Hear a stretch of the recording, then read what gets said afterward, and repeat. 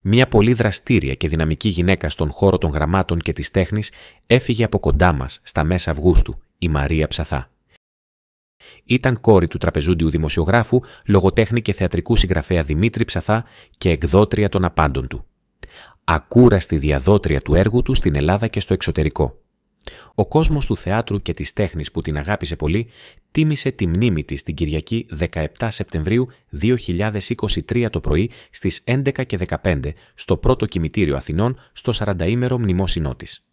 Η Μαρία Ψαθά, αγαπημένη μητέρα του Οδυσσέα, της Λένας και της Λίζας και γιαγιά της Μαρίλης και της Έλλης, φοίτησε στο Αμερικανικό Κολέγιο Ελλάδος και σπούδασε στη Φιλοσοφική Σχολή του Πανεπιστημίου Αθηνών. Το ανήσυχο πνεύμα της την όθησε από τα νεανικά της χρόνια στη δημοσιογραφία με άρθρα της στην εβδομαδιαία εφημερίδα Ταχυδρόμος και στην εφημερίδα Το Βήμα. Μετά τη γέννηση των 3 παιδιών ασχολήθηκε με τον εμπορικό τομέα, όπου διέπρεψε ως διευθύντρια πωλήσεων πετρελαίου στον όμιλο Γιάννη Λάτση.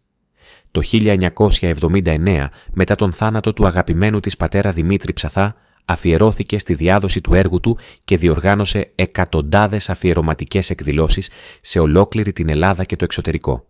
Επίσης, σε ειδικές βραδιές τίμησε με τα αναμνηστικά μετάλλια Δημήτρη Ψαθά τους σπουδαίους πρωταγωνιστές των έργων του.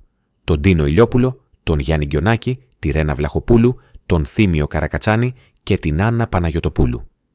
Η Μαρία Ψαθά συνεργάστηκε με πολλούς θεατρικούς παραγωγούς και σκηνοθέτες για την παρουσίαση των διαχρονικών του έργων του πατέρα της, όπως χαρακτηριστικά πιο πρόσφατα για τη θρυλική Μαντάμ Σουσού, που ανέβηκε με τεράστια επιτυχία το 2018 στο θέατρο Παλάς σε σκηνοθεσία Γιάννη Κακλέα, με πρωταγωνίστρια τη Δήμητρα Παπαδοπούλου, με το Ξύπνα Βασίλη, που παίχτηκε στο Εθνικό Θέατρο σε σκηνοθεσία Αριμπινιάρη, με πρωταγωνιστή τον Γιώργο Γάλλο και την Ελισάβετ Κωνσταντινίδου, και με το «Ζητείτε ψεύτης» που ανέβηκε το 2019 στο Θέατρο Παλάς σε σκηνοθεσία Πέτρου Ζούλια, με πρωταγωνιστή τον Γιώργο Παρτσαλάκη και άλλους.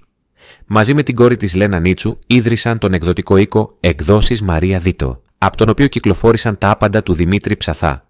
Ανάμεσά τους τα αγαπημένα του βιβλία «Μαντάμ Σουσού», «Η Θέμης έχει κέφια», «Η Θέμης έχει νεύρα», «Ζητείτε ψεύτης», «Ξύπνα Βασίλη», «Φων Δημητράκης» και «Φωνάζει ο κλέφτης».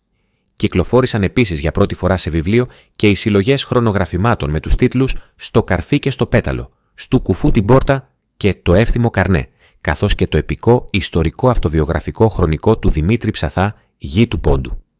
Η Μαρία Ψαθά αναπαύεται τώρα στο πρώτο νεκροταφείο Αθηνών, δίπλα στον αγαπημένο της πατέρα Δημήτρη Ψαθά που τόσο λάτρεψε, τη μητέρα της Αγγελική Ψαθά και στην τραπεζούντια γιαγιά της που από την οποία πήρε το όνομά της, τη Μαρία Χαραλαμπίδου,